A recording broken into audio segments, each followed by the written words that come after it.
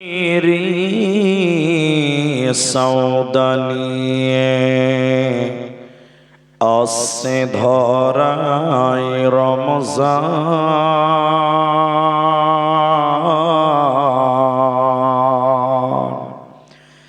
ভোরের আগে নিয়ত বান্ধ ভুল করো না মুসলমান ইসলামেরই সৌদানিয়ে আসছে ধরায় রমজান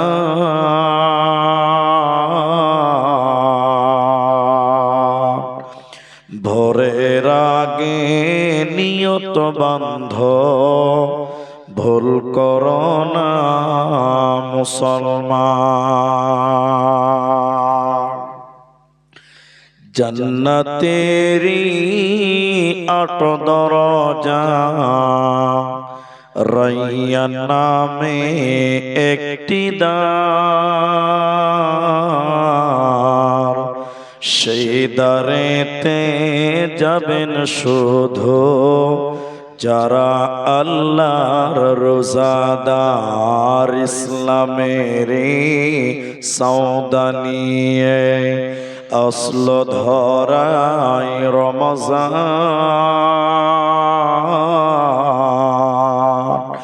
ভোরের আগে নিয়ত বান্ধ ভুল করো না মুসলমান ভোরের আগে নিয়ত বান্ধ ভুল করো না মুসলমান।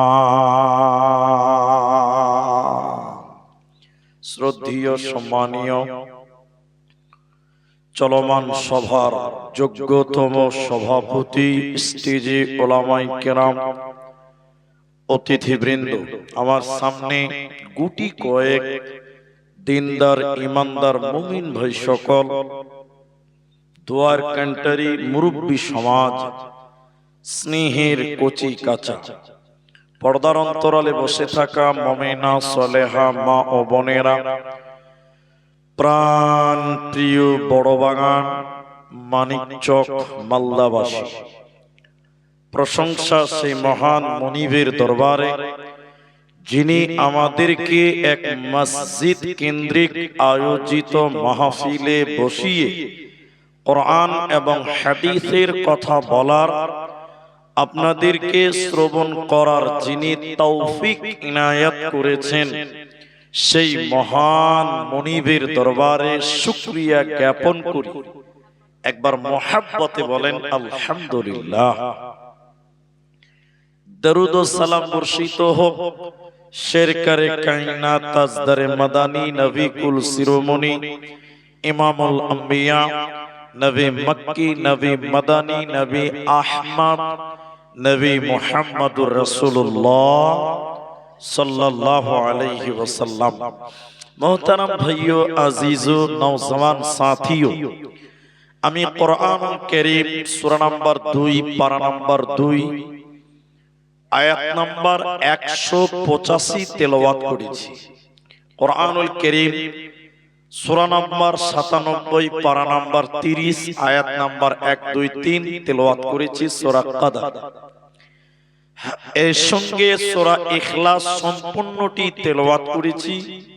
হাদিসে নববী থেকে দুই জায়গা থেকে দুটি হাদিসের টুকরো পাঠ করেছি। উল্লেখিত আয়াত এবং হাদিসকে কেন্দ্রবিন্দুর মধ্যে রেখে আমি যথেষ্ট চেষ্টা করব খুব সংক্ষিপ্ত আকারে একটি বিষয়ের উপরে কিছু কথা বলবো। যদি আল্লাহ তৌফিক দেন তো আলাইহি তাওয়াক্কালতু ওয়া ইলাইহি উনীব। আমি আপনাদের ডিস্টার্ব করব না, বিরক্ত লাগবে না ইনশাআল্লাহ। শুধুমাত্র একটি আবেদন করব, বাস আমি আমার বক্তব্যের বিষয়টা আপনাদেরকে বলে দিই। কথা হলো, আমরা অনেক সময় চিন্তা ভাবনা করি বিভিন্ন কিছু, কিন্তু সব চিন্তা ভাবনা ছেড়ে দিতে হবে পরিস্থিতির সঙ্গে মোকাবেলা করতে হবে। মন চাইছে যে মসজিদের জালসা, মসজিদ সম্পর্কে বলি, এসব এলাকার মানুষ মসজিদ সম্পর্কে উদাসীন, একটু বলি, কিন্তু আমাদেরকে ধরে রেখে দিয়েছে সামনে হলো রমজান মাস। তাই একটা ড্রাইভার ভাবছে যে গাড়িটা আমি 100 কিলোমিটার স্পিডে চালাবো, খুব চেষ্টা করছে, চলছেও গাড়িটা, সামনে হঠাৎ যদি একটা বাম্পার চলে আসে তাহলে ব্রেকে পা দিতেই হবে, দিতে হবে কি হবে না? বাম্পার দেখেও যদি ভাবে যে 100 তে চালাবো তাহলে ড্রাইভারের বাম্পার বেরিয়ে যাবে, নিশ্চিত বার হবে। তাহলে রোড যেমন গাড়ি তেমন চালাতে হবে। তা আমি আজকে আপনাদের সামনে শুধুমাত্র অনলি রমাদান এবং রমজানের রোজা, আপনি অনেক শুনেছেন কিন্তু আমি অন্যরকম করেই বলবো। হাদিস কোরআন সবগুলোই, কিন্তু আব্দুর রহমানের বলা আলাদা, রুহুল আমিন ভাইয়ের বলা আলাদা, অমুক মুলবির বলা আলাদা, বুঝানোর ক্যাপাসিটি এক একজনের এক এক রকম হয়। তো রমজান সম্পর্কে সংক্ষিপ্ত আকারে কিছু তথ্য আপনাদের সামনে পেশ করার চেষ্টা করব ইনশাআল্লাহুল আজিজ। কারণ আজকে 14 তারিখ দিবাগত রাত, আর আমাদের মাঝে 4টা দিন বাকি আছে, তারপরে আমাদের রমাদান। এই টাইমে একজন মুসলিম হিসেবে আপনার করণীয় কি আছে? একজন মুসলমান মুমিন হিসেবে রমজানের জন্য আপনার প্রস্তুতিটা কেমন হওয়া উচিত, এটা আপনি জানেন আগে, এটা জানা দরকার। রমজানের জন্য এখন আপনার আমার সবচেয়ে বড় জিনিসটা হলো নিয়তকে পরিশুদ্ধ করা। এখন থেকে আপনি নিয়ত করেন যে আমি রমজান মাস আল্লাহর ইবাদত বন্দেগীতে কাটাতে চাই। কেন? ইমাম বুখারী আলাইহি রাহমাত তিনি বলছেন ইন্নামাল আ'মালু বিন্নিয়াত, প্রতিটি কাজের ফলাফল হয় নিয়তের উপরে ডিপেন্ড করে। যেমন নিয়ত তেমন কাজ, যেমন নিয়ত তেমন ইবাদত আপনি করতে পারবেন। আপনার মনের নিয়ত ঠিক নাই, আপনি ভাবছেন যে আমি রমজানে অনেক কিছু করে ফেলে দিব, না, আগে নিয়তকে ঠিক করেন, নিয়তটা পরিষ্কার করেন। ইবনে আব্বাস রাদিয়াল্লাহু তাআলা আনহু তিনি বর্ণনা করে বলছেন রাসূলুল্লাহ বলেছেন, কোন মানুষ যখন ভালো কাজের নিয়ত করে, ভালো কাজ করেনি, করবে বলে মনস্থ করেছে, নিয়ত করেছে, নবীজি বলেছেন সঙ্গে সঙ্গে তার আমলনামাতে একটা নেকি, তার আমলনামাতে আল্লাহ অ্যাডভান্স দিয়ে দেয়। বলুন সুবহানাল্লাহ। তাহলে আপনি যদি এখন নিয়ত করেন যে আমি রমজান মাসে ভালো ইবাদত করব, আল্লাহর জিন্দেগি, আল্লাহর ইবাদত বন্দেগী করব, এখন নিয়ত করলেন, এখনই একটা নেকি আল্লাহ আমলনামায় চাপিয়ে দিবেন। একবার জোরে বলুন সুবহানাল্লাহ। তাহলে নিয়ত আগে। রমজানের প্রস্তুতি দ্বিতীয় নম্বর, চাঁদ দেখেন, চাঁদ চাঁদ যখনই শাবান মাসের 29 তারিখ হয়ে যাবে, ফাঁকা মাঠে গিয়ে তোমরা চাঁদ তালাশ করো, চাঁদ খুঁজো। কেন কেন কেন? আল্লাহ রাসূল বলছেন তোমরা সুমু লিরুয়াতিহি ওয়া উফতিরু লিরুয়া, তোমরা চাঁদ দেখে সিয়াম পালন করো, রোজা রাখো। তাহলে রোজার প্রস্তুতি হলো 29 শাবান আপনাকে চাঁদ তালাশ করতে হবে। এটাই সত্য। আজ থেকে 10 বছর 20 বছর আগে আমাদের বাপ চাচা দাদুরা এই 29 শাবানে দেখতাম ফাঁকা মাঠে খোলা আকাশের দিকে সন্ধ্যাবেলা তাকিয়ে তাকিয়ে চাঁদ খুঁজতো। আমি ঠিক বললাম না? জোরে বলো। আর এখনকার ছেলেবেলে কি করে? ফেসবুকে চাঁদ খুঁজছে, ফেসবুক যেদিকে চাঁদ উঠলো কিনা। এখনকার জামানার ছেলেপেলে এরা ফেসবুকে চাঁদ খুঁজে পায় না, ফেসবুকে চাঁদ খুঁজছে, দেখি চাঁদের খবরটা একটু লাও, অথচ ফেসবুকটা হলো একটা ফিতনা, যাতে সত্য মিথ্যা দুটোই পাওয়া যায়। এই জন্য চাঁদ দেখেন, খোলা আকাশে গিয়ে চাঁদ খুঁজেন, যখন চাঁদ পেয়ে যাবেন খুশি হয়ে দোয়া করেন, আল্লাহুম্মা আহিল্লাহু আলাইনা বিল আমনি ওয়াল ঈমান ওয়াস সালামাতি ওয়াল ইসলাম রাব্বি ওয়া রাব্বুকাল্লাহ। আর একটা বলবো, মূল আলোচনায় যাব। রমজানের প্রস্তুতি নিতে গেলে এই শাবান মাসের শেষের 2 দিন 3 দিন রোজা ছেড়ে দিবেন, আর রোজা রাখবেন না। কেন? নবীজি শাবান এবং রমাদান লাগালাগি সিয়াম পালন করেননি এবং নিষেধ করেছেন। এইজন্য শেষের 2-1 দিন রোজা ছেড়ে দিবেন এই মাসে, শাবান মাসে। এটা হলো রোজার প্রস্তুতি নেওয়া। তাহলে চাঁদ দেখবেন। কিন্তু যদি বলেন আকাশে মেঘ, কেউ চাঁদ দেখেনি, তাহলে দিন গোনেন, শাবানকে 30 দিন করেন, তারপরে রোজা রাখবেন। কেন? আরবি মাস 28 হয় না, আরবি মাস 31ও হবে না। এই জন্য 30 দিন পূর্ণ করেন। যদি চাঁদ কেউ দেখতে না পায়, মেঘাচ্ছন্ন হয়ে থাকে, 30 দিন শাবান পূর্ণ করে রোজা শুরু করো। এর চাইতে গুরুত্বপূর্ণ, এটাই শেষ কথা ভূমিকায় আমার রমজান সম্পর্কে আপনাদেরকে বলতে চাইছি, দিকে যাব। সেটা কি? কেউ যদি এসে বলে যে আমি চাঁদ দেখে নিয়েছি, তাহলে এলাকার মানুষ কি রোজা ছাড়বে না রোজা রাখবে? কেউ যদি এসে বলে যে আমি চাঁদ দেখে নিয়েছি, গ্রামের কেউ দেখে নাই, একটা লোক কোথা থেকে এসে বলছে আমি চাঁদ দেখে নিয়েছি, তোমরা রোজা করিও কালকে, করা যাবে কি যাবে না? হ্যাঁ না বলে যাবে? এরা ভয় খেয়েছে, তৃণমূল বিজেপি আছে নাকি ভাই? কেউ বলছে যাবে, কেউ বলছে যাবে না। যদি লোকটা মুসলিম হয় তাহলে যাবে। হাদিস, জা আরাবিয়্যুন ইলান নবী সাল্লাল্লাহু আলাইহি ওয়াসাল্লাম, নবীজির কাছে একটা বেদুইন লোক এসেছে, এসে বলছে আল্লাহর নবী আমি চাঁদ দেখে নিয়েছি। তখন নবী বললেন, এই এই এই এই তুমি কি কালেমা সাক্ষী দাও? সে বলছে দেই, আমি সাক্ষ্য দেই আল্লাহ ছাড়া কোনো মাবুদ নেই। তখন নবী বললেন তুমি কি এটা সাক্ষী দাও যে মুহাম্মদ আল্লাহর নবী? সে বলছে জি, আমি এটাও সাক্ষী দেই। তখন নবীজি বললেন, সঙ্গী সাথীরা সবাই রোজা রাখো, চাঁদ উঠে গেছে। তাহলে মুসলিম বিশ্বস্ত মানুষ যদি চাঁদের খবর দেয়, ওটাকে মেনে নিতে হবে।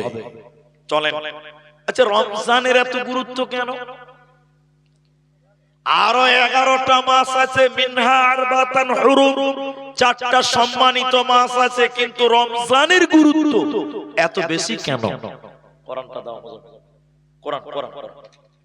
রমজানের এত গুরুত্বপূর্ণ হওয়ার, এত বরকতপূর্ণ হওয়ার, রমজান মাস এত ফজিলতপূর্ণ হওয়ার প্রধান কারণ, 1 নম্বর কারণ, এই পবিত্র কালামুল্লাহ আল্লাহর কোরআন এই রমজান মাসেই আল্লাহ নাজিল করেছেন, অবতীর্ণ করেছেন। এই কোরআনের বরকতে, কোরআনের ফজিলতের কারণে, কোরআনের কারণে রমজান মাসের মূল্য, রমজান মাসের গুরুত্ব এই পৃথিবীতে অনেক বেড়ে গেছে কোরআনের কারণে। বলুন সুবহানাল্লাহ। আজ মুসলমান দিকে দিকে পথহারা, আজ মুসলিমরাও যদি এই কোরআনকে দিলে জায়গা দিতে পারে, মুসলমানেরাও যদি এই কোরআনকে সঙ্গী বানাতে পারে, আল্লাহর জমিনে মুসলমানদের মূল্য পৃথিবীতে বাড়বেই বাড়বে। বলুন ইনশাআল্লাহ বাড়বে। রমজানের এত গুরুত্ব কোরআনের কারণে। কোরআন নিজেই বলছে, সূরা বাকারা সূরা নম্বর 2 পারা নম্বর 2 আয়াত নাম্বার 185 এর ভিতরে আল্লাহ বলেন, শাহরু রমাদানাল্লাযী উনজিলা ফীহিল কুরআন। আল্লাহর কোরআন বলেন, আল্লাহ কোরআনে বলেন আমি এই কোরআনকে রমজান মাসে নাজিল করেছি। এই কোরআনকে রমজান মাসে নাজিল করার কারণে রমজান মাস অন্য অন্য মাসের চাইতে অনেক গুরুত্বপূর্ণ হয়েছে, অনেক ফজিলতপূর্ণ হয়েছে। কেন? এ কোরআনের কারণে। কোরআন তুমি বলো, আয় আল্লাহ কোরআনটা রমজানে কখন নাজিল করলেন? দিনের বেলায় না রাত্রি বেলায়, সকাল বেলায় না দুপুর বেলায়? আল্লাহ কোরআনে 30 পারা 97 নম্বর সূরার শুরু থেকে আল্লাহ বলেন, ইন্না আনজালনাহু ফি লাইলাতিল কদর। আল্লাহ বলেন আমি এই কোরআনকে লাইলাতুল কদরে নাজিল করেছি। লাইলাতুল কদর রমজানের শেষের 10 বিজুরের রাত্রিতে হয়। তাহলে এই কোরআনটা রমজান মাসে আল্লাহ নাজিল করেছে, রমজান মাসে রাতের বেলায় আল্লাহ নাজিল করেছে। এর কারণে রমজানের গুরুত্ব অন্য অন্য মাসের চাইতে অনেক গুণের বেশি। এর জন্য বড় বাগানের মুসলমান, রমজান হলো কোরআন নাজিলের মাস। এই মাসে বেশি বেশি করে কোরআন তেলাওয়াত করো, এই মাসে বেশি বেশি করে কোরআন শ্রবণ করো। এই মাসে যদি তুমি কোরআন তেলাওয়াত করো, কি লাভ হবে, কি লাভ হবে, কি লাভ হবে শুনে নাও। হাদিসের রাবি আব্দুল্লাহ ইবনে আমর রাদিয়াল্লাহু তাআলা আনহু নবীজি বলেছেন, শুনে নাও, কিয়ামতের দিন দুইটি আমাল আল্লাহর কাছে সুপারিশ করবে, আল্লাহর কাছে সাক্ষী দিবে। দুইটি আমাল, একটার নাম কোরআন। কোরআন বলবে কিয়ামতের দিন, আল্লাহ তোমার এই বান্দা কোরআনকে তেলাওয়াত করেছিল, কোরআন পড়েছিল, আল্লাহ আমি কোরআনের সাক্ষী তুমি গ্রহণ করো। আল্লাহ কোরআনের সাক্ষী গ্রহণ করবে আর আল্লাহ আপনাকে ক্ষমা করবে, মাফ করবে। এজন্য রমজান কোরআন নাজিলের মাস, এই কোরআনকে বেশি বেশি তেলাওয়াত করো। তাই মুফাসসিরিনগণ তাফসীরে ফাতহুল মাজিদের ভিতরে আছে, রমজান মাসে বিশ্ব নবী জিবরাইলকে কোরআন শোনাতেন। হে জিবরাইল তুমি কোরআন শোনো। নবীজি জিবরাইলকে কোরআন শোনাতেন, জিবরাইল নবীকেও শোনাতেন। কেন কেন কেন কেন? এটা হলো কোরআন নাজিলের মাস। এই কোরআনকে আল্লাহ রমজান মাসে মানুষদের জন্য নাজিল করেছে, হুদাল লিন্নাস, মানুষের হিদায়াতের জন্য। এজন্য রমজানে কোরআন তেলাওয়াত করো, তোমাদের মূল্য পৃথিবীতে বেড়ে যাবে, মরার পর জান্নাত হবে, তোমাদের চিন্তা রবে না, রবে না, রবে না। কিন্তু আমরা মুসলমান কোরআন শুনতে ভালো লাগে না, কোরআন শুনতে মজা লাগে না, বলে বরং মিথ্যা কথা। দেখেন আপনাকে প্রমাণ করছি, দেখেন দেখেন দেখেন। আপনাদের গ্রামে কটা মসজিদ আছে বলেন তো? কেউ বলে? এরা কথা বলে না। 10টা? মাশাআল্লাহ, একটা উত্তর দিলেন। 10টা মসজিদ আছে, জুম্মার মসজিদই 10টা আছে, আলহামদুলিল্লাহ। বাস এটি হলো। দেখবেন রমজান মাসে 10টা মসজিদের মধ্যে যে মসজিদে তাড়াতাড়ি তারাবি শেষ হয়, ওই মসজিদে মুসল্লি বেশি হয়। এরা হ্যাঁ না বলে না? ঠিক বললাম না? যে মুলবি খুব তাড়াতাড়ি শেষ করতে পারবে, ওর পেছনে নামাজি বেশি। আর যে মুলবি একটু আস্তে আস্তে লম্বা লম্বা সূরা পড়বে, ওর পেছনে নামাজি পড়বে না। আমি ঠিক বললাম না? নাই জোরে বলেন। তার মানে কোরআন পড়তে শুনতে ভালো লাগে না। আমার পাড়ার মসজিদ, আমার গ্রামের মসজিদের কথা বলছি। একটা মাদ্রাসার ছেলে ছুটি পেয়েছে, বাড়ি এসে রমজানে। তো ইমাম সাহেবকে বলছে, মুলি সাহেব আমি আজকে একটু তারাবিটা পড়াবো, অনুমতি দিবেন? হে মৌলানা বলছি, ইমাম সাহেব বলছে, তুমি বাবা মাদ্রাসার ছাত্র, তোমাকে অনুমতি দিব না তো দিব কাকে? জি পড়াও। তো এসারের সময় মুসল্লি রেডি, তারাবির ব্যাপার অনেক মুসল্লি। তো মুলি সাহেব বলছে যে ভাই আজকে আমাদের এই ছেলেটা অমুক ভাইয়ের ছেলে মাদ্রাসায় পড়াশোনা করছে, অমুক মাদ্রাসায়, তো তারাবিটা পড়াবে, আজকে ওর পেছনে পড়েন। সবাই খুশি, বাহ। কিন্তু বলেন ইমাম সাহেব প্রতিদিন তারাবি পড়ায়, ও তো খাস দিয়ে গেছে, ও তো সুযোগ পেয়েছে। কিন্তু নতুন তালবিলি ওর তো খালি জান খুচুর খুচুর করছে যে পাই কখন। যেরকম আমরা বক্তারা যদি কমিটির লোক বলে যে আধ ঘন্টা বলেন, তো আমরা বলছি নারাই তাকবীর, দারুণ ব্যাপার, কারণ আমরা তো রোজ বলছি। আর কিছু কিছু মুলবি দেখবেন বক্তা লয়, মাইক পেলে ছাড়তে চায় না, মানে ওর জান খালি খুচুর খুচুর খুচুর খুচুর করছে। তো ওই ছেলেটা তো খালি সুযোগ খুঁজছে যে পাই না কেন। এবার ভালো করে বুঝেন কথাটা, আমাদের ইমাম সাহেবের তারাবির নামাজ, এশারের নামাজ, বেতের নামাজ পড়াতে সময় লাগে 45 মিনিট। কত মিনিট? 8টা থেকে 8টা 45, 9:30 তারাবি, বেতের, এশার সব শেষ।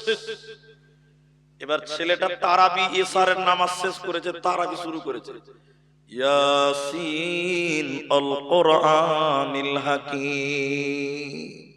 ও তো মন মতন চালাইছে, পেছনের লোক খালি খালি খুচুর খুচুর করছে, ওর বিরক্ত লেগে গেছে। যেই লম্বা লম্বা সূরা ধরেছে, তো বেতের নামাজে খালি বলছে আসসালামু আলাইকুম রাহমাতুল্লাহ, আসসালামু আলাইকুম রাহমাতুল্লাহ। 2-3টা লোক বলছে 49। কি বলছে? 49, 4 মিনিট দেরি হয়েছে। আচ্ছা বলেন এদের নামাজ হবে? ও খালি জান খুচুর খুচুর করছে, কখন সালাম ফিরবার বলবো, ক মিনিট দেরি হলে বলবো। এরকম রোগী আছে না নাই বল? তার মানে আমাদের রোগ হয়েছে, আমাদের কোরআন ভালো লাগে না। যে বছর বিশ্ব নবী পৃথিবী থেকে চলে যায়, ওই বছর জিবরাইলকে নবীজি 2 বার কোরআন খতম শুনিয়েছেন, বলুন সুবহানাল্লাহ।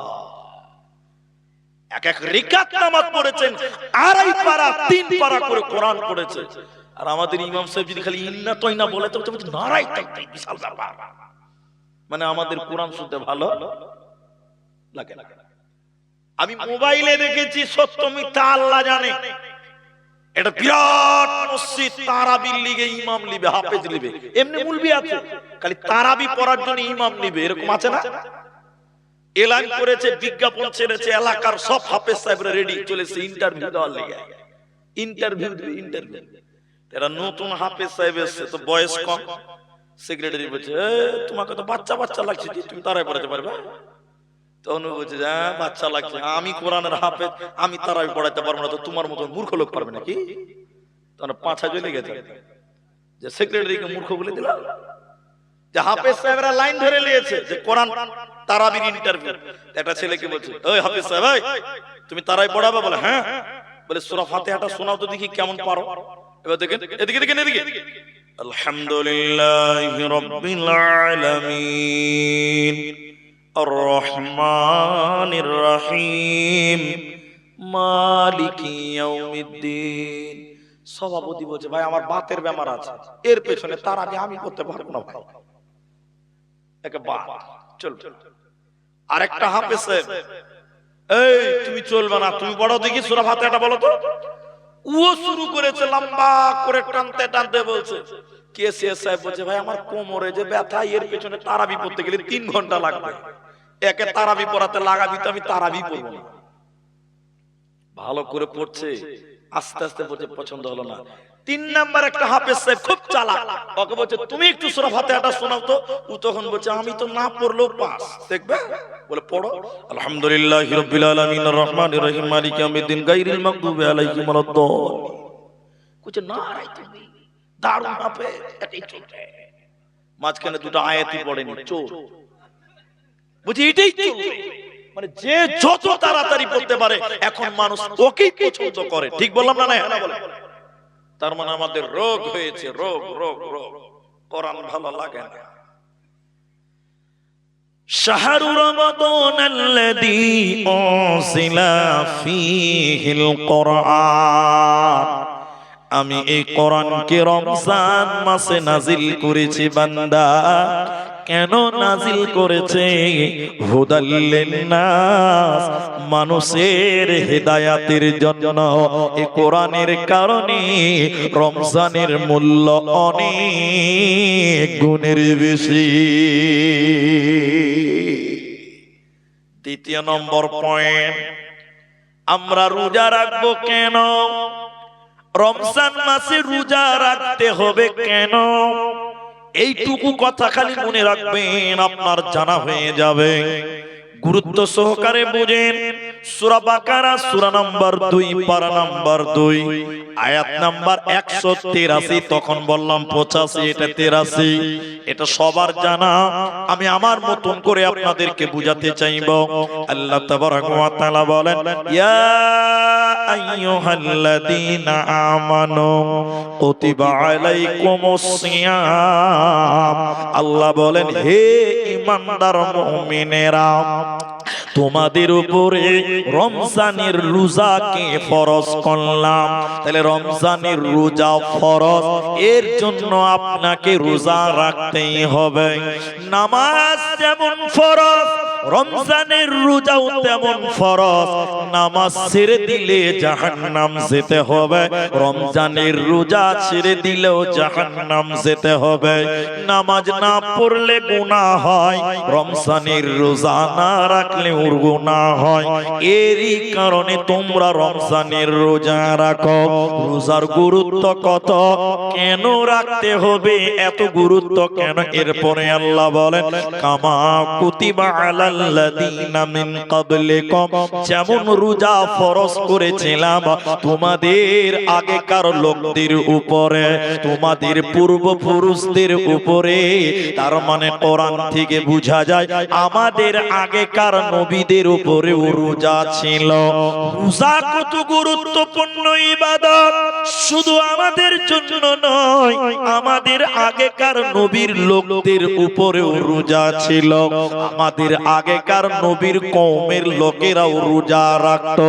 কেমন রোজা রাখতো? আমাদের মতন 30টা রোজা তারা রাখতো না। কোন নবী একটা, কোন নবীর লোকেরা 4টা, 3টা, 5টা, আমাদের মতন 30টা রাখতো না। হাদিসের ভিতরে নবীজি বলেন, আমি যেদিন মদিনা গেলাম মক্কা ছেড়ে, মদিনাতে দেখলাম মদিনার ইহুদিরা মুহররম মাসের 10 তারিখে আশুরার রোজা রেখেছে।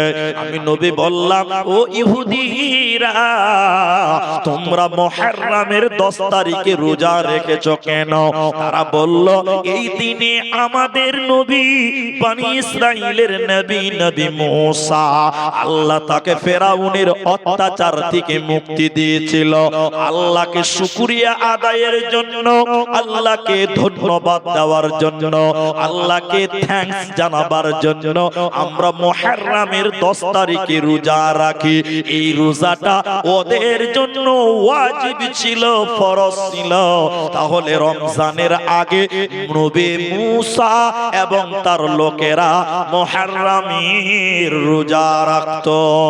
তাই আমার আল্লাহ বলেন, শুধু তোমাদেরকে রোজা রাখতে বলছি তা নয়, তোমাদের আগেকার নবীর লোকেরা, তোমাদের আগেকার মানুষেরা যারা ছিল ওদের উপরেও রোজা ছিল।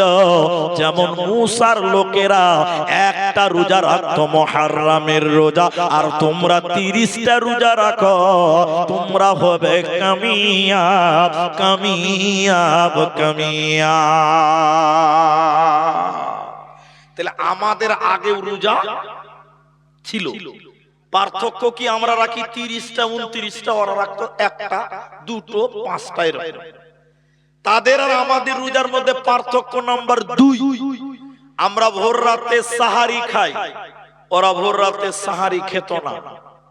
এটা হলো পার্থক্য, ইহুদিদের আর আমাদের পার্থক্য। কেমন? এই কথাটা বুঝেন, এই কথাটা বুঝেন। আল্লাহ রাসূল বলছেন, তোমরা সাহারি খাও, সাহারিতে বরকত আছে। আমাদের সাহারিতে কি আছে? একটা খেজুর হলেও, এক গ্লাস পানি হলেও, যা ইচ্ছা। রাতের শেষ খাবারটার নাম হলো সাহারি। বলেন, রাতের শেষ খাবারের নাম? কিন্তু সাহারি যেন হারাম খাবার না হয়, তাহলে বরকত থাকবে না। কিন্তু দেখেন, রাগ করিয়েন না আমার কথায়। অনেক মুসলমান আছে দেখবেন, ভোর রাতে উঠেছে, ভাত খেয়েছে, আর ঘন ঘন টাইম দেখছে। যখন দেখছে 3 মিনিট আছে, টুক করে কানটাতে যে 2 টান বিড়ি টেনে চলে আসে, যে সারাদিন খেতে পাবো না, 2 টান খেয়েইলি। এটা হলো শেষ খাবার, এটা হারাম। আচ্ছা বলেন, এতে কি বরকত নাজিল হবে? এরা কথা বলে, এটা বরকত হবে জি।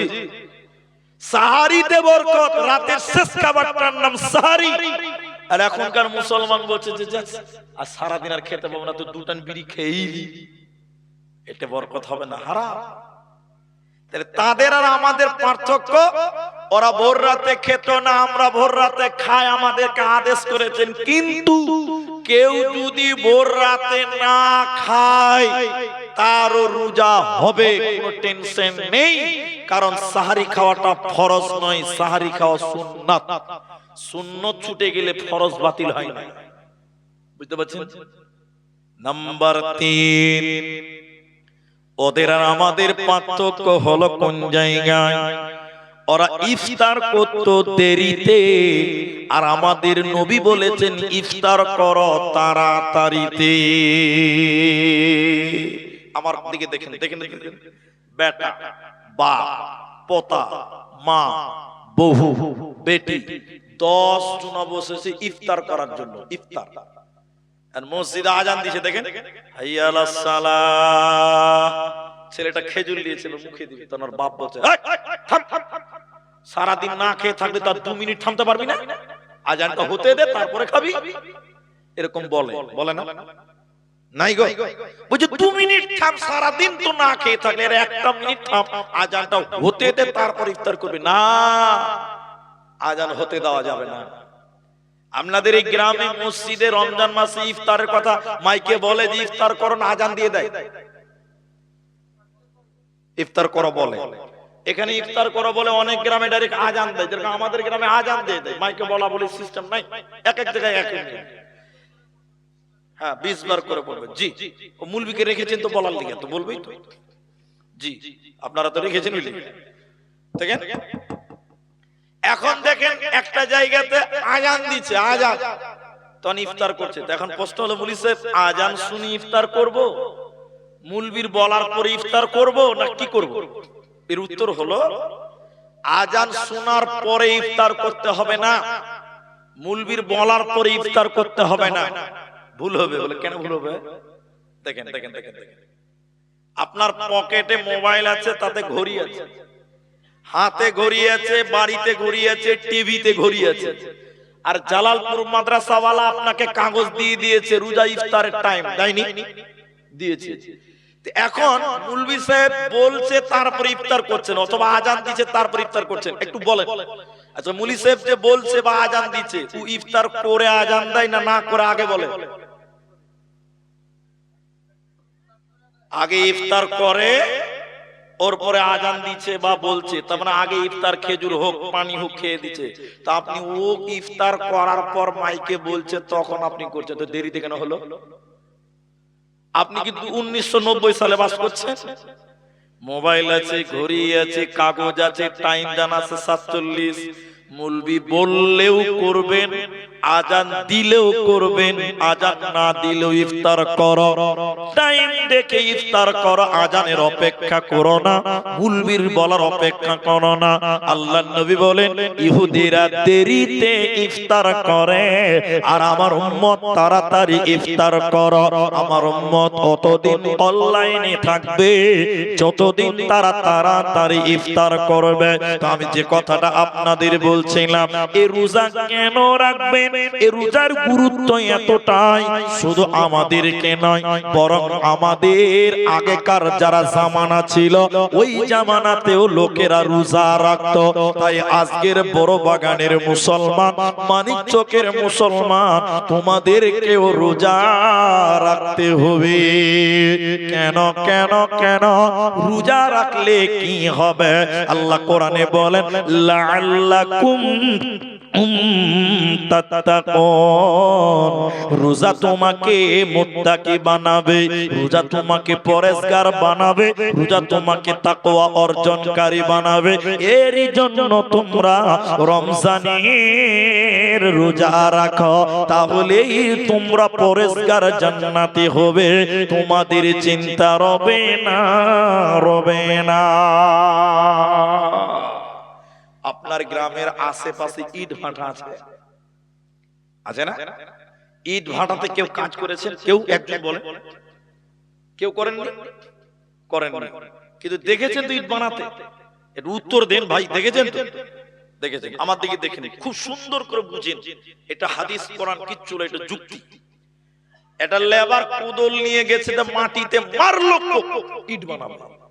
মাটি তখন হাও মাও করে কাঁদছে, ভাই আমি তো বেশ আরামে আছি, তুমি আমাকে কাটছো কেন? তখন মালিক বলছে, লেবার বলছে, ওই মাটি, এই এই এই চুপ চুপ চুপ চুপ চুপ চুপ, তোর দাম বাড়বে। একবার বলেন, তোর দাম বাড়বে। মাটিগুলো কুদল দিয়ে কাটার পর মাটিতে পানি ঢেলে কাদা করার জন্য লাত মারছে। মাটি তখন আবার কাঁদছে যে, ভাই আমি কি পাপ করেছি, তুমি আমাকে কাদাতে লাত মারছো কেন, পানি দিছো কেন? তো মালিক বলছে, তুই চুপ থাক, তোর দাম বাড়বে। এবার কাদা করার পর কাদাগুলোকে একটা ফার্মাতে ভরেছে, তো কাদার দলা মানে কাঁচা ইটকে রোদে শুকোচ্ছে। তখন মাটি আবারও কাঁদছে, ভাই আমি কি অন্যায় করেছি, তুমি আমাকে কোদল দিয়ে মারলা, কাদা করে লাত মারলে, আবার রোদে পুড়ছো কেন? তো মালিক বলছে, তুই চুপ কর, তোর দাম বাড়বে। আজীব ব্যাপার। এবার যখন ইটটা শুকিয়ে গেছে, সাদা হয়ে গেছে, ওই ইটটাকে নিয়ে মালিক এবার কয়লাতে ভরছে, কয়লাতে। মাটি তখন হাউ হাউ করে কাঁদতে কাঁদতে বলছে, ভাই আমি যে কি পাপ করেছিলাম, তোর ধান পাকা ধানে মই দিয়েছিলাম, কি যে পাপ করেছি, তোমাকে এত কষ্ট দিছিস, তোমাকে আগুনে ভরছিস রে, কি অপরাধ তুই যদি একবার বলতি। তখন মালিক বলছে, এই এই এই এই এই মাটি চুপ থাক, তোর দাম বাড়বে। ইট যখন কয়লাতে পুরে লাল হয়ে গেছে, একটা ইট 10 টাকা 12 টাকা। আচ্ছা বলেন তো, দাম বাড়লো না কমলো? বলেন, বাড়লো না? ওটি মাটি কেউ 10 টাকাতে কিনবে? জি, পাগলও কিনবে না। যেই লাত খেয়েছে, কোদলের বাড়ি খেয়েছে, আগুনে পুড়েছে, তখন তার ডিমান্ড বেড়ে গেল, একটা ইট 12 টাকা। আল্লাহ কি বলছেন? আমার বাংলাটা বুঝেন। আল্লাহ বলছেন, এই আল্লাহ খুব ভোক লেগেছে, এক মুঠ ভাত খাবো, খবর চলবে না। খুব পানি পিছলা লেগেছে, আল্লাহ এক ঢোক পানি খাবো, সির্ফ এক ঢোক। আল্লাহ বলছে, চলবে না, খবরদার। আল্লাহ 6 মাস হয়েছে, বিয়ে করেছি, বউটা খুব সুন্দর, দিনের বেলায় একটু মিলন করবো। আল্লাহ বলছে, খবরদার, এই কাজ করবি না। কেন? কেন খাবো না, কেন পিবো না, কেন স্ত্রীর কাছে যাবো না? আল্লাহ বলছে, থাম, তোর দাম বাড়বে। খাবো না, করবো না, স্ত্রী মিলন করবো না, কেন? আল্লাহ বলছে, তুই থাম, তোর দাম বাড়বে। তুমি যখন না খেয়ে থাকবে, না পান করবে, স্ত্রী মিলন করবে না, তোমাকে আল্লাহ মুত্তাকি পরহেজগার বানিয়ে দিবে। বলুন সুবহানাল্লাহ। দাম কতটা বাড়লো? হযরতে সাহল রাদিয়াল্লাহু তাআলা আনহু বলেন, জান্নাতের 8টা দরজা রয়েছে, ওর ভিতরে একটা দরজার নাম রায়্যান। কিয়ামতের দিন ওই দরজাটা এইভাবে ডাকবে, কই রোজাদারেরা, যারা দুনিয়াতে রোজা ছিলা, না খেয়েছিলাম, না খেয়ে না পান করে রোজা রেখেছিলাম, তোমরা এসো এসো এসো, আমার দরজা দিয়ে তোমরা জান্নাতে চলো। ওই রায়্যান নামে দরজা দিয়ে শুধু রোজাদারেরাই জান্নাতে প্রবেশ করবে, অন্য কেউ জান্নাতে প্রবেশ করতে পারবে না, পারবে না, পারবে না। আপনি কলকাতা দমদম চলে যান, শিলিগুড়ি বাগডোগরা চলে যান, পূর্ণিয়াতে চলে যান, এয়ারপোর্ট আছে, বিমানবন্দর, এয়ারপোর্টে দেখবেন একটা ভিআইপি গেট আছে, ভিআইপি গেট। এয়ারপোর্টে একটা গেট আছে, ওটা হলো ভিআইপি গেট। ওখান থেকে কে যাবে? ওখানে যাবে আপনার কিনা অভিষেক যাবে, মমতা যাবে, সুকান্ত যাবে, শুভেন্দু যাবে, বিরাট কোহলি যাবে, দামি দামি ভিআইপি লোকেরা ওই গেট দিয়ে যাবে। এখন আপনার মতন লোক যদি গামছা পরে ওই গেট দিয়ে যেতে চায়, পাছার চামড়া তুলে দিবে। ওই গেটটা কাদের জন্য? VIP gate. ভিআইপি লোকদের জন্য জান্নাতের যতগুলি গেট আছে, একটা গেট ভিআইপি গেট, ওই গেটটার নাম হলো রায়্যান। ওই দরজা দিয়ে কে যাবে? শুধুমাত্র রোজাদারেরা যাবে। দুনিয়াতে যারা রোজা রেখেছিল ওদেরকে ওই দরজা দিয়ে জান্নাতে প্রবেশ করানো হবে, তারা ছাড়া আর কেউ ওই দরজা দিয়ে যেতে পাবে না। এর জন্য তোমরা রোজা রাখো, এর জন্য তোমরা সিয়াম পালন করো। তোমাদের না খেয়ে না পান করে তোমাদের থাকতে হবে। আল্লাহ তোমাদের মূল্যকে বাড়িয়ে দেবে, তোমাদের চিন্তা রবে না, রবে না। আল্লাহর নবী আরো বললেন, শুনে নাও, রোজা কেন রাখতে হবে মাওলানা? রোজা কেন রাখবেন? রাখতে হবে কেন? কি লাভ হবে? এই কথাগুলো আপনাকে বানিয়ে বলছি না। ইমাম বুখারী তিনি বলছেন, মান সামা রমাদান, কেউ যদি সিয়াম পালন করে, রোজা রাখে রমজান মাসে, ঈমানের আশাতে, ওয়া ইহতিসাবান, এবং ইখলাসের আশাতে, ইখলাসের সঙ্গে নেকির আশায়, গুফিরা লাহু মা তাকাদ্দামা মিন জামবি, আল্লাহ সমস্ত সাগীরা গুনাহ এই রোজা রাখার কারণে আল্লাহ মাফ করে দেবে। এজন্য মুসলমান, রোজা নেকির আশায় তুমি রাখো, গুনাহ মাপের আশায় তুমি রাখো, আল্লাহ তোমার গুনাহকে মাফ করে দিবে। বুঝার জন্য বলছি, এটা উদাহরণ। এই বড় বাগান গ্রামে এসেছি সন্ধ্যার টাইমে, এটা বুঝার জন্য বলছি। মনে করেন এটা আমার শ্বশুর গ্রাম, বুঝার জন্য বলছি। আবার ভলিয়েন না যে বিয়ে করতে এসেছিল, তখন গন্ডগোল হবে। এই গ্রামটা মনে করেন আমার শ্বশুর গ্রাম। রমজান মাসে সন্ধ্যার টাইমে এই গ্রামে ঢুকে গেলাম আমার শ্বশুর বাড়িতে। এসেছি তো একা আসিনি, দুটো বন্ধুকে নিয়েছি। ওই তাজেল ভাইকে নিয়েছি, এই মোজামেল ভাইকে নিয়েছি। আচ্ছা, আমার শ্বশুর বাড়িতে আমি একলাই আসলে গুরুত্ব আলাদা, আর সঙ্গে দুটো বন্ধুকে নিলে তার গুরুত্ব হবে আলাদা, হবে না? হবে। এবার আমার বন্ধুদেরকে নিয়েছি, ইফতারের মাত্র 10 মিনিট বাকি আছে, 10 মিনিট। তখন আমার শ্বশুর তো মাথা খারাপ, হ্যাঁ, বেক্কেল জামাই এসছে, হুঁশ নাই, বলে আসেনি ইফতারের টাইম, বাড়িতে কেউ নাই, এখন কি করবো? দুটো লোক এসে সম্মান তো করতেই হবে। আমার শাশুড়ি চলে গেছে একটা বাড়িতে মুরগি আনার জন্য, আমার শালিটা চলে গেছে ডিম আনার জন্য।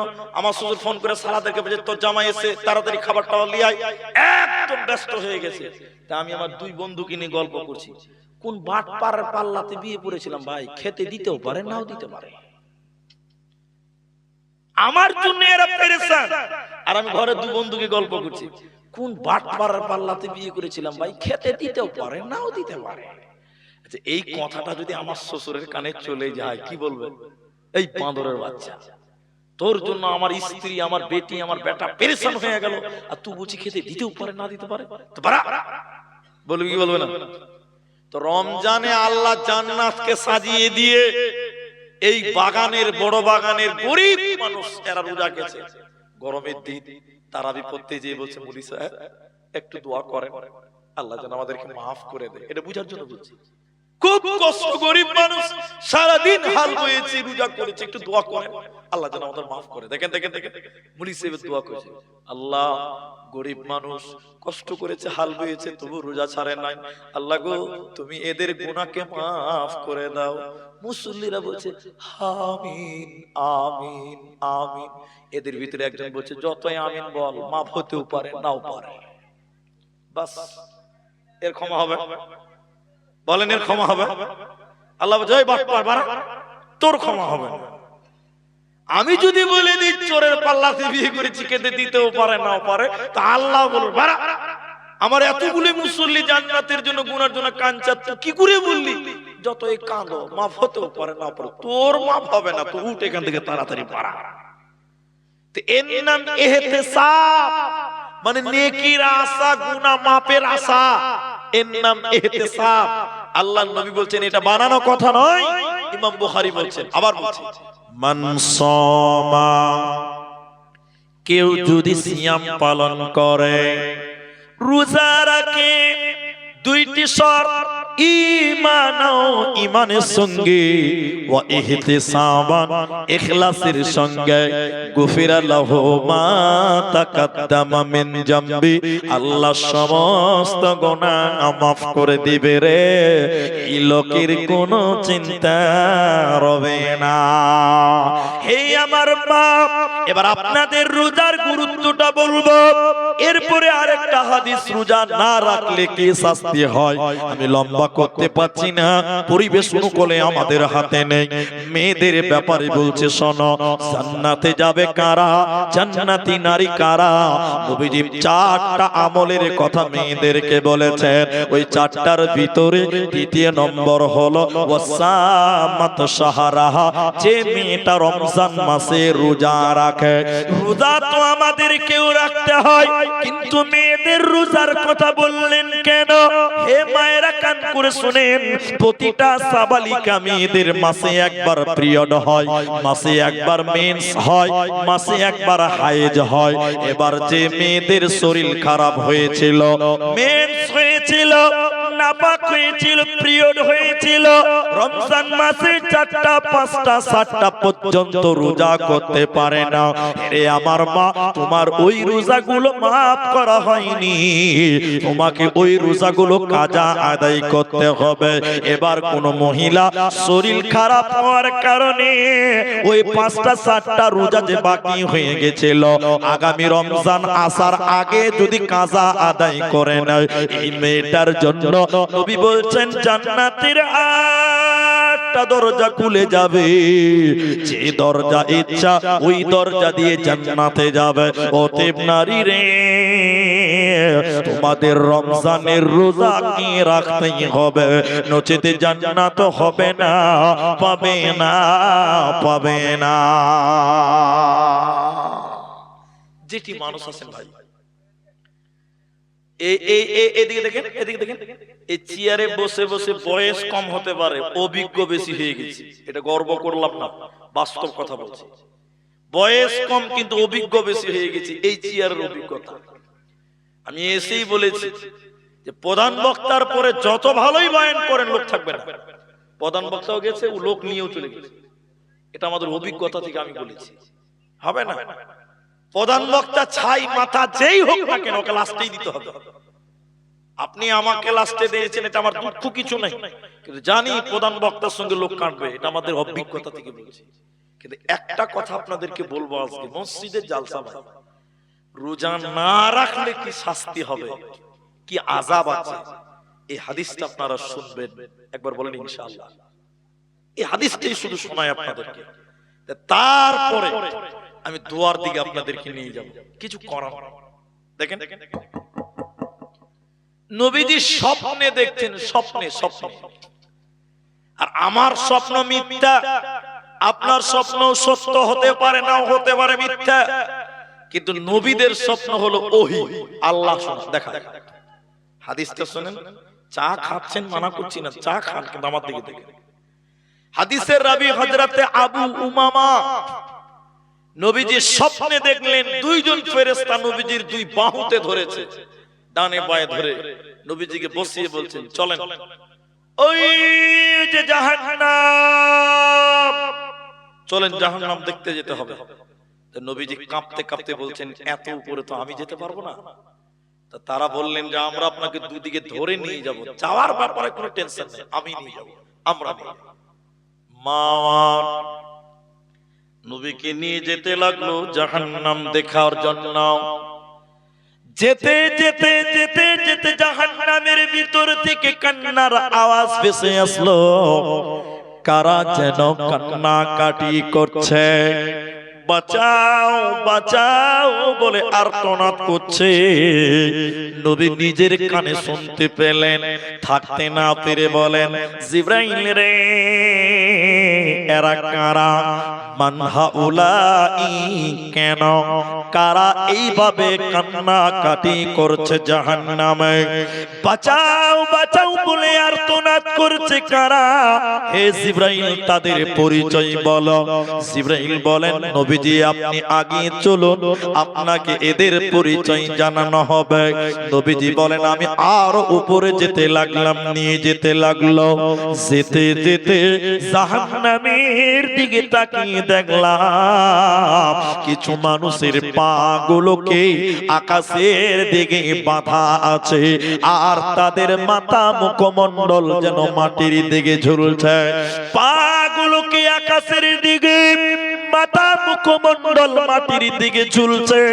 উল্টো করে টাঙানোর কারণে ওদের মুখগুলো ফেটে ফেটে ফেটে ফেটে রক্ত পড়ে, ওদের নাক দিয়ে গলা দিয়ে ফেটে ফেটে জমিনে রক্ত পড়ে, ওদের পা গুলো আকাশের দিকে টাঙিয়ে আছে আমি দেখলাম। নবীজি কাঁদতে কাঁদতে থাকতে না পেরে বললেন, জিবরাইল রে, তুমি বলো মান হাউলাই, এরা কারা? কেন জাহান্নামে ওদের পা গুলোকে আকাশের দিকে, কেন তাদের মাথা মুখমণ্ডল মাটির দিকে, কেন এদের মুখ দিয়ে ফেটে ফেটে রক্ত পড়ছে কেন? এদের অপরাধ কি, এদের গুনাহ কি? জিবরাইল তুমি বলো। জিবরাইল আমিন বলেন, ইয়া রাসূলুল্লাহ, নবী গো শুনিলেন এরা কারা? আল্লাহর ওই সমস্ত নাফরমান বান্দা বান্দিরা, ওই সমস্ত গুনাহগার পাপিষ্ট বান্দা বান্দিরা যারা রমজান মাস পেয়েছিল, রোজার মাস পেয়েছিল, দিনের বেলায় ইফতারের আগেই যারা খাবারকে রোজাকে ছেড়ে দিয়েছিল, দিনের বেলায় যারা রোজা ভেঙে দিয়েছিল, আল্লাহর ফরজ রোজা যারা রাখে না, ওই সমস্ত বেরোজাদারের দল, ওদেরকে জাহান্নামে উল্টো করে টাঙিয়ে রাখা হয়েছে। এরা মাথা টুকে মরে গেলে আজকে জান্নাতে যাবে না, যাবে না, যাবে না। কি করলি তুই ভবে এসে, মায়া জালে গেলি ফেসে, আজরাইল এসে ধরবে কোসে, কে বাঁচাবে তোর প্রাণ? ওরে মুসলমান তোরা হারাস না ঈমান, ওরে মুসলমান তোরা হারাস না ঈমান। যদি করিস নামাজ রোজা থাকবে না তোর পাপের বোঝা, যদি করিস নামাজ রোজা থাকবে না তোর পাপের বোঝা, মরণ কালে পাবি রে তুই জান্নাতি আদান। ওরে মুসলমান তোরা হারাস না ঈমান, ওরে মুসলমান তোরা হারাস না ঈমান।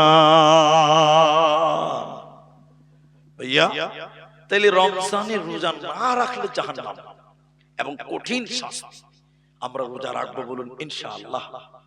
একটা হাদিস মনে পড়লো, আরেকটা মন চাইছে আরো কিছু বলি, আরো কিছু বলি, কিন্তু পরিবেশ তো এরকম দেখতে পাচ্ছি না। একটা একটা করে যদি উঠে চলে যান একটাও থাকবে না। যা ভাই, এই কথাটা আমার খুব স্মরণে এসেছে, হাদিসটা জরুরি মনে করছি, কয়েকটা শিক্ষা আছে বলতে চাইছি। একটু বসেন ইনশাআল্লাহ। বলে চা তো পেলেন, এবার বসেন ইনশাআল্লাহ। হাদিসের রাবী হযরত আবু হুরায়রা। এই হাদিসটা আপনার অনেকটা শিক্ষা পাবেন, কয়েকটা ধাপে ধাপে বলছি। নবীজি, এটা হাদিসে কুদসি, আল্লাহর কথা।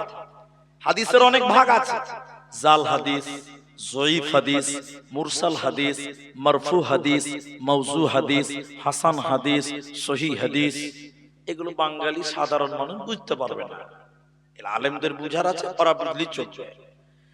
এর ভিতরে হাদিসে কুদসি যাকে বলে, ওটা হলো আল্লাহর কথা। কোরআন মাজিদে সব আল্লাহর কথা, কিন্তু এটাই শেষ নয়, হাদিসেও আছে আল্লাহর কথা। ওগুলো নবীর মুখ দিয়ে আল্লাহ বলিয়েছে। কার মুখ দিয়ে বলিয়েছে? নবীর মুখ দিয়ে। এই হাদিসটা শুনেন, আল্লাহর কথা। নবীজি বলছেন, আল্লাহ বলেন, বানি আদমের যত আমল সব। কি ব্যাপার ভাই, কি ব্যাপার? শর্ট হচ্ছে মনে হচ্ছে কোথাও। বানি আদমের প্রতিটি নেক আমল নিজের জন্য হয়, নিজের জন্য, লোককে দেখাবার জন্য হয়, কিন্তু রোজা মানুষকে দেখাবার জন্য হয় না, রোজা একমাত্র আল্লাহর জন্য। একবার বলেন তো ভাই, রোজা কার জন্য হয়? রোজা মানুষকে দেখানোর জন্য হয়? রোজা মানুষকে দেখাবার জন্য হয়? হয় না। কেন হয় না? আচ্ছা বলেন, রোজা যদি মানুষকে দেখাবার জন্য হতো, এদিকে দেখেন, এদিকে দেখেন, আমি মনে করলাম যে আপনাকে দেখাবার জন্য রোজা করছি, কোথার মানে বলছি, আমি উজু করতে বসেছি, কুলি করছি, আপনি তো দেখতে পাচ্ছেন না, কুলি করতে করতে যদি এক ঢোক পানি আমি খেয়ে নিই, আপনি দেখতে পাবেন? তাহলে রোজা মানুষকে দেখাবার জন্য হতে পারে না। আপনি বাড়িতে ঘুমিয়ে আছেন, কেউ নাই, ফ্রিজে খাবার আছে, ঠান্ডা পানি আছে, দু ঢোক যদি খেইলেন, কেউ দেখতে পাবে? কেউ দেখতে পাবে না, কিন্তু তারপরেও খাচ্ছে না। কেন খায় না? রোজা আল্লাহর জন্য হয়, মানুষকে দেখাবার জন্য রোজা হয়? নামাজ মানুষকে দেখাবার জন্য হয়, দান মানুষকে দেখাবার জন্য হয়, হজ দেখাবার জন্য হয়।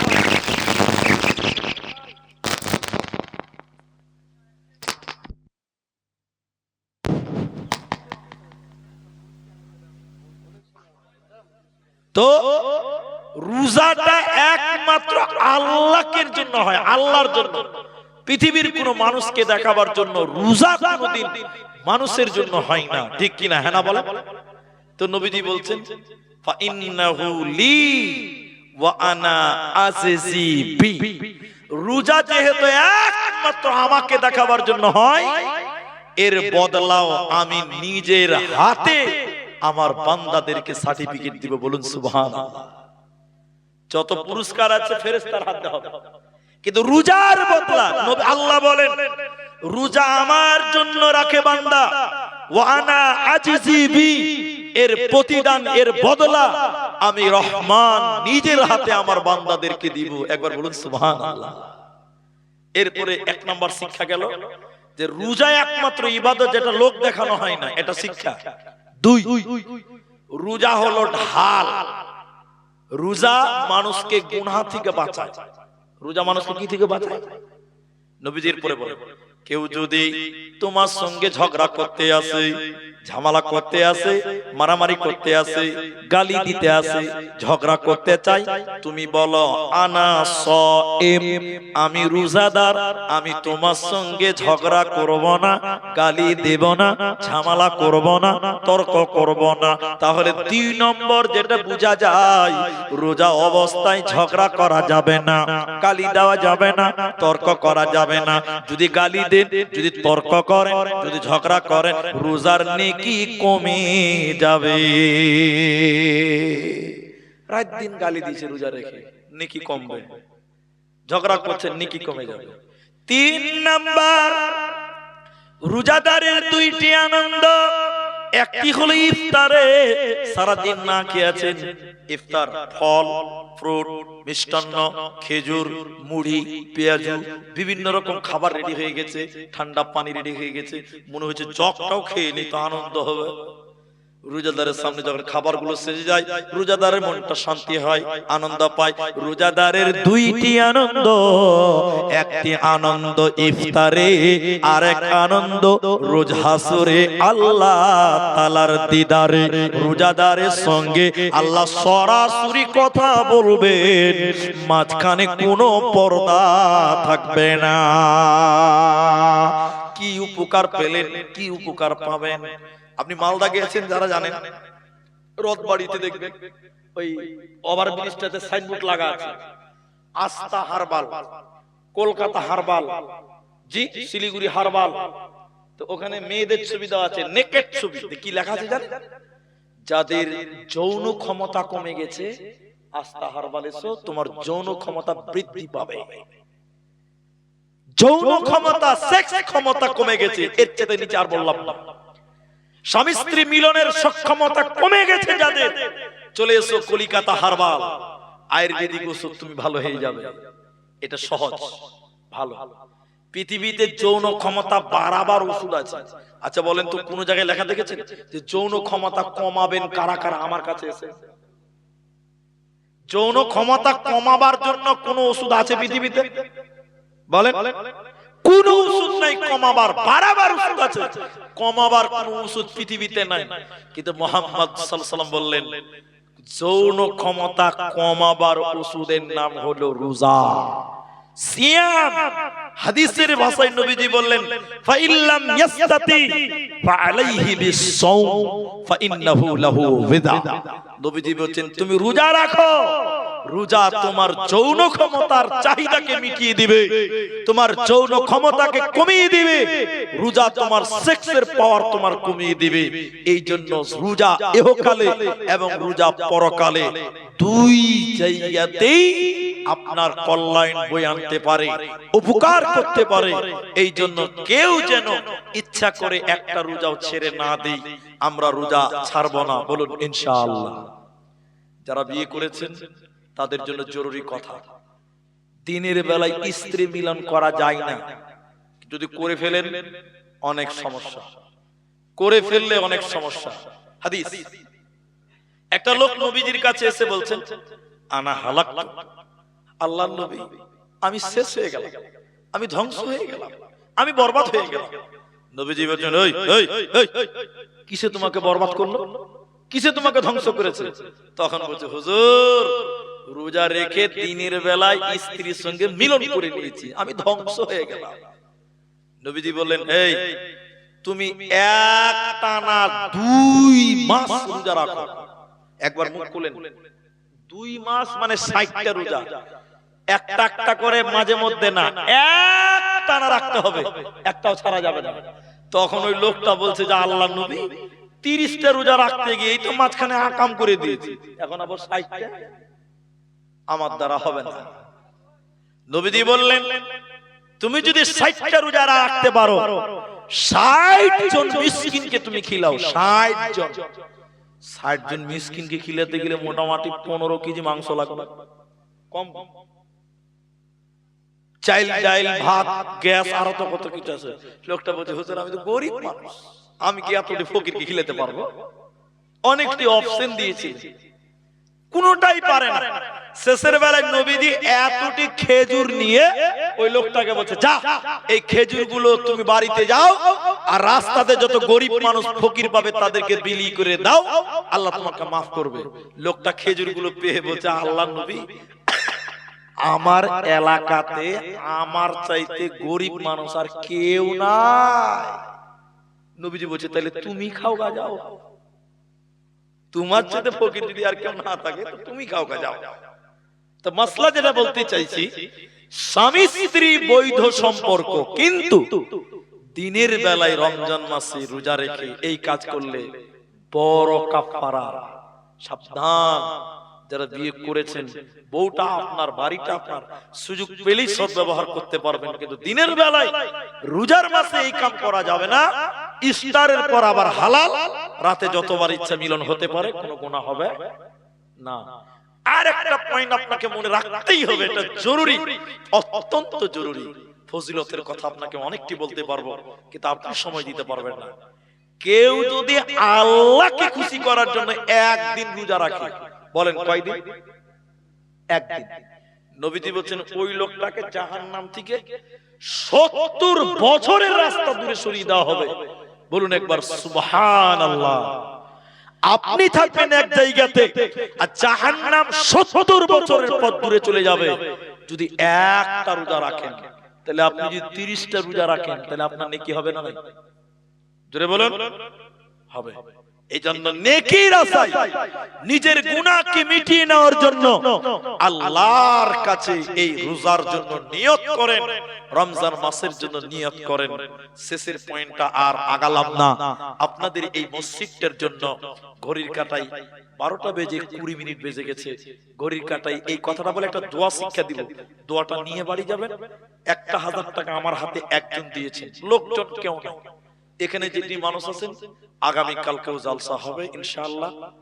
আগামী কালকে আমরাও জালসা করব। আমার 2টো জালসা আছে, আমি তাজেলদার নানাকে বললাম আমার 2টি জালসা আছে, একটা মসজিদের একটা মাদ্রাসার। দিনেরটা আছে মসজিদ মাদ্রাসার, রাতেরটা মসজিদের। দিনে যেটা জালসা আছে ওটা রাতে এবং দিনে, কিন্তু আমি দিনের বক্তা, রাতে আমার অন্য জায়গাতে জালসা আছে। তা আমি আপনাদের জন্য একটু দোয়া করতে চাই। এই রমজান একদম অন্তিম মুহূর্তে আপনাদেরকে যেটা জানাতে চাই, এই মসজিদটা আল্লাহর ঘর, এই মসজিদটা আল্লাহ। পৃথিবীতে আমার সঙ্গে আপনার শত্রুতা থাকতে পারে, এই কমিটির সঙ্গে আপনার শত্রু থাকতে পারে, কিন্তু ভাই আল্লাহর সঙ্গে তো কোনো শত্রুতা নাই। আল্লাহর ঘর, এই মসজিদটার জন্য আজকের জালসাতে একটা লোক বলেন, 5টা 10টা লোক লাগবে না, একটা, এই গ্রামের বলেন, এই কমিটির বলেন, এই পাড়ার বলেন, এই সমাজের বলেন, একটা লোক বলেন মসজিদটার জন্য আমি 5,000 টাকা আল্লাহর জান্নাতের জন্য দিলাম, বাস আল্লাহর জান্নাতের জন্য। হয় আপনার নামে দেন, না হলে আপনার মা, যে মা আপনাকে গর্ভে ধারণ করেছে। আজকে এই মালদার একটা মেয়ে পেটে বাচ্চা ছিল, বাচ্চাটা মারা গেছে। এই মালদার কথা বলছি, থানা এই আপনাদের পাশে পুকুরিয়া থানা। কেন আমি জানলাম কিভাবে, আমাকে ফোন করেছে, বাচ্চাটা পেটের ভিতরেই মারা গেছে, বেরো হয়নি, ডেলিভারি হয়নি, 9 মাসের 8 মাস 9 মাসের বাচ্চা। তো অনেক কষ্ট করার পর বাচ্চাটাকে প্রসব করানো গেছে। আপনি বিশ্বাস করেন, এটা মা বাচ্চার জন্য যে কষ্ট, যে কষ্ট বেদনা সহ্য করে পৃথিবীর অন্য কেউ সেই কষ্ট করার ক্ষমতা রাখতে পারে না। আপনার মা আপনাকে পেটে নিয়েছে, 2 বছর দুধ পান করিয়েছে, আপনার পেশাব পায়খানা সাফ করেছে, কুলে পিঠে করে মানুষ করেছে। আজকের এই মসজিদটাতে হয় আপনার জন্য, আপনার মায়ের জন্য, আপনার বাপের জন্য একটা লোক 5,000 টাকা বলেন তো ভাই, একটা লোক 5,000 টাকা যা বলে না, আমি আমার মাকে দিয়ে দিলাম। আমার মা আমার জন্য অনেক করেছে, আমি মায়ের কিচ্ছু করতে পারিনি, আমি আমার মাকে 5,000 টাকা দিলাম। আপনি একটু দোয়া করেন, আমার ওই মা, আমার ওই গর্ভধারিণী মা, আল্লাহ ওই মাকে যেন জান্নাত দেয়। একটা মানুষ কেউ পারবেন না 5,000 টাকা আজকের এই মসজিদে একটা লোক বলেন, বাস আমি তার সঙ্গে মুসাফা করে তার জন্য প্রথম দোয়া আজকের মজলিসে করে যাব। ভাই একটা লোক যদি বলতে, একজন, যে আমি আমার মাকে এই মসজিদের জন্য 5,000 টাকা দিলাম, মৌলভী সাহেব দোয়া করে দেন, আমি আমার মায়ের ঋণ শোধ করতে পারবো না, মা যেন কবরে ভালো থাকে, সুস্থ থাকে, 5,000 টাকা দেন।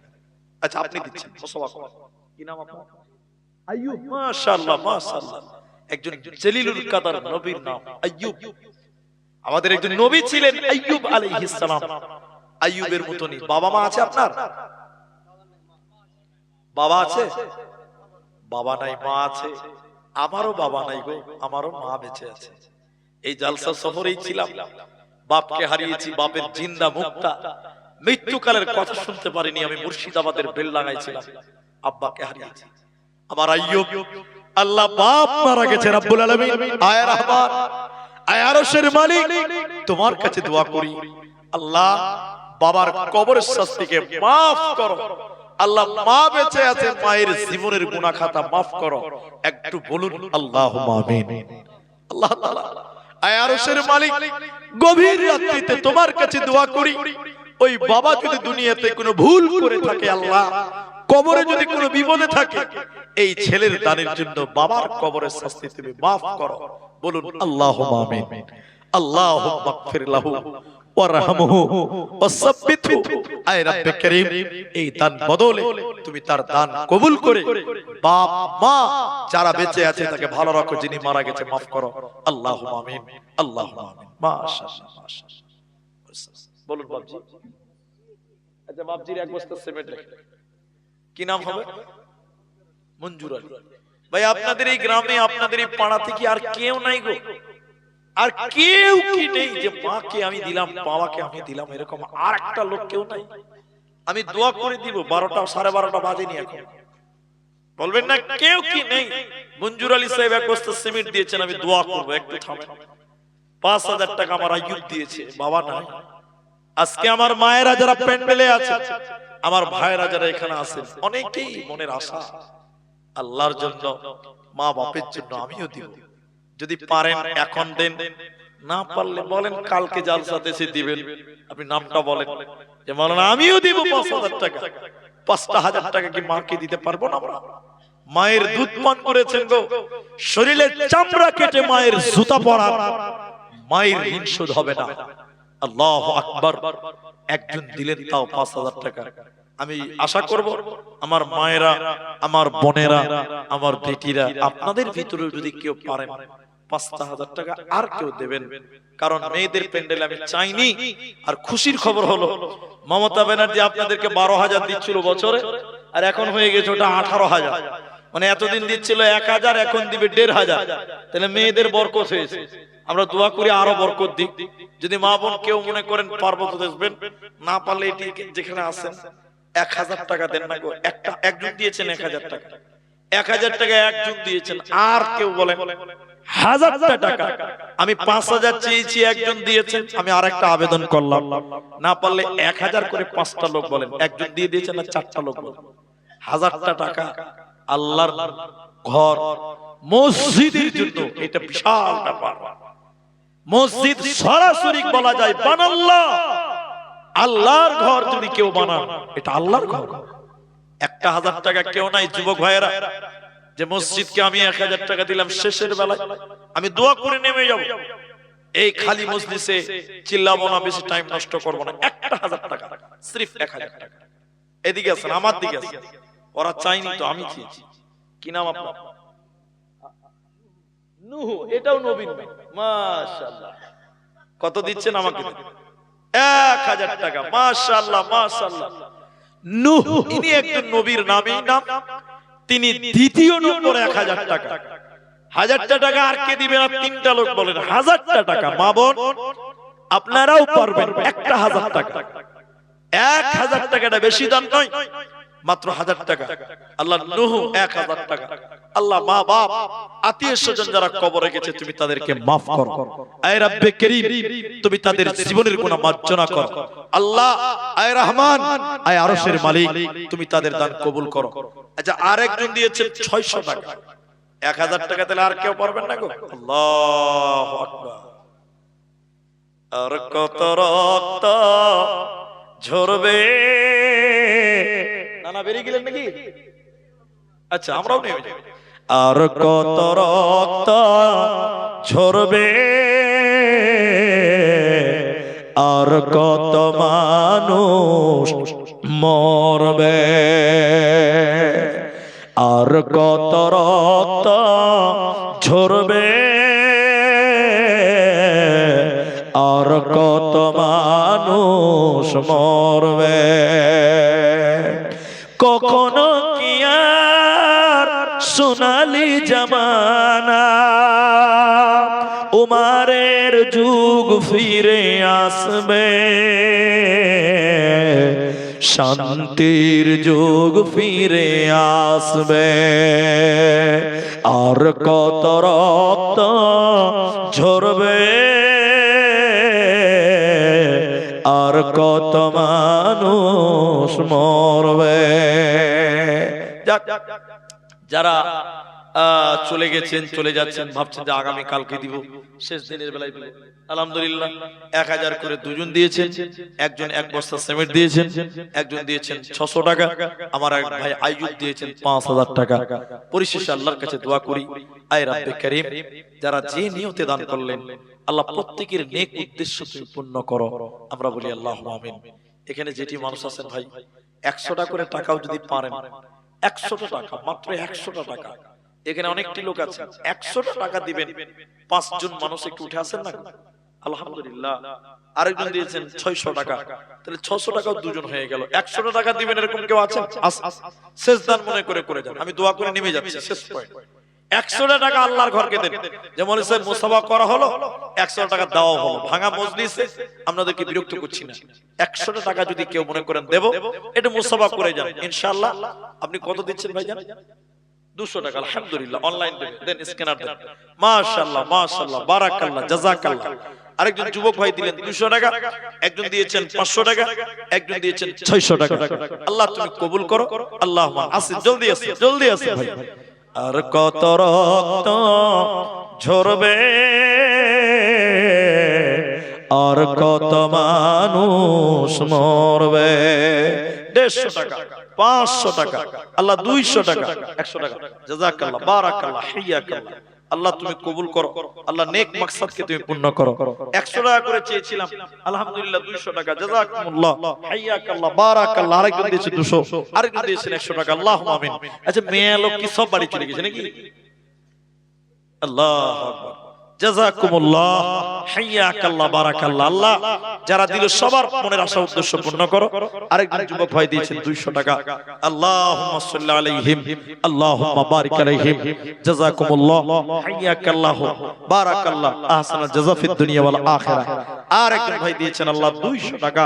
সবা করেন, হে রাব্বুল আলামিন, প্রত্যেকের দান তুমি কবুল করো, মনের আশা উদ্দেশ্য পূর্ণ করো। আল্লাহুম্মা আমিন। আল্লাহুম্মা সাল্লি আলাইহি, আল্লাহুম্মা বারিক আলাইহি। মাশাআল্লাহ, আরেকজন দিয়েছেন 100 টাকা। জাযাকুমুল্লাহ, হাইয়াকাল্লাহ, বারাকাল্লাহ। আল্লাহ তুমি উত্তম বিনিময় দান করো, আল্লাহ মনের আশা উদ্দেশ্য পূর্ণ করো। আল্লাহুম্মা আমিন।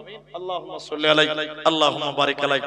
পরিশেষে আল্লাহর কাছে দোয়া করি, আল্লাহ তাআলা আমাদের যারা মারা গেছে তুমি তাদের কবরের শাস্তিকে maaf করো।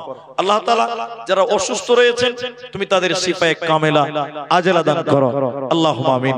আল্লাহ তাআলা এই গ্রামকে তুমি কবুল করো, এই গ্রামের মসজিদকে তুমি কবুল করো। আল্লাহ তাআলা যারা দান করলেন, আল্লাহ তুমি তাদের আত্মীয় স্বজন যারা মারা গেছে তুমি তাদের maaf করো। আল্লাহ মা বোন নারী পুরুষ নির্বিশেষে যারা দান দিয়ে গেছে আল্লাহ তুমি সবাইকে কবুল করো। আয় রহমান, আয় আরশের মালিক, এই গ্রামে তুমি শান্তি বর্ষণ করো, রহমত বর্ষণ করো। আল্লাহ তাআলা আমাদের জীবনের গুনাহ খাতা maaf করো। আয় রব্বে করিম, যারা অসুস্থ রয়েছেন, রোগাগ্রস্ত রয়েছেন, বালাগ্রস্ত রয়েছেন, আল্লাহ তুমি তাদের শিফায়ে কামেলা আজেলা দান করো। তুমি তাদের বালাকে দূর করো, আল্লাহ তুমি তাদের বিপদকে দূর করো। আল্লাহুম্মা আমিন। হায়াত বাকি তো ফের মুলাকাত বাকি। আয় আল্লাহ তাআলা, শেষ দোয়া করি এই মসজিদের বিনিময় এই এলাকার মানুষদের জান্নাত যেতে পারে, নাজাত পেয়ে যেতে পারে। আল্লাহ এই দোয়া এই কামনা তোমার কাছে রাখলাম। ভাইজান এদিকে ইমাম সাহেব শেষ করছি। হায়াত বাকি তো মুলাকাত বাকি। আল্লাহ তুমি সবাইকে সঠিক বুঝদান করো। রমজানে সিয়াম ও কিয়াম করে আমার এক বাপজি একটা সিমেন্ট দান করেছেন আজকে, আল্লাহ বাপজির মনের আশা পূর্ণ করো। মা বাপ যারা মারা গেছে তুমি তাদেরকেও maaf করো। হায়াত বাকি তো ফির মুলাকাত বাকি। আমি আপনাদের কাছ থেকে এই অসমাপ্ত কথা রেখে আজকের মতন আপনাদের কাছ থেকে বিদায় নিলাম। আবারও কোনদিন দেখা হবে। আসসালামু আলাইকুম ওয়া রাহমাতুল্লাহ।